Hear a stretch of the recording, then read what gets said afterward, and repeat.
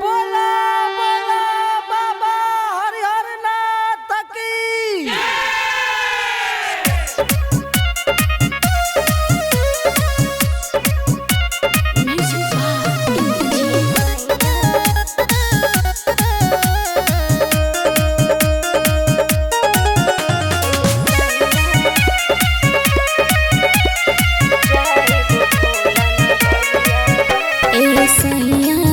असोवानी के कावरिया जाइब भोला नगरिया हो।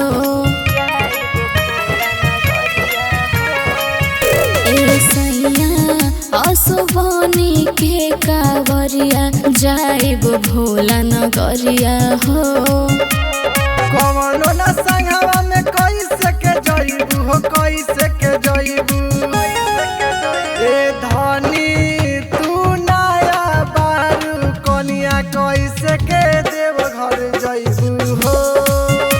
ए धनी तू नया बारू कनिया कैसे के देव घर जइबू हो।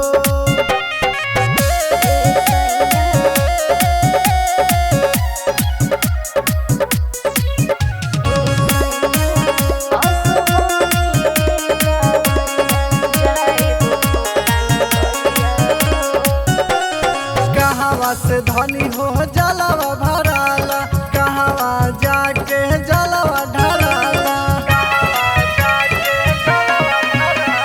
सुल्तानगंज से जलावा भराला, देव घर जाके भोला बाबा पढ़राला।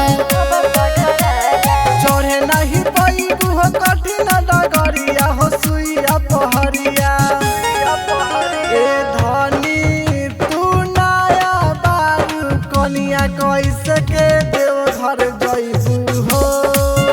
ए धनी तू नया बारू कनिया कैसे के देव घर जइबू हो।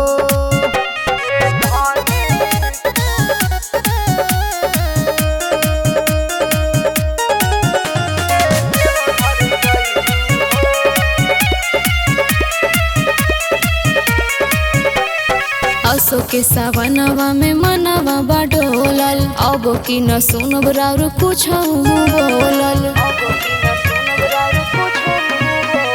जिद जनी कर धनी होला बड़ी भीड़ हो, घर ही में पूजा कला ढके तस्वीर हो।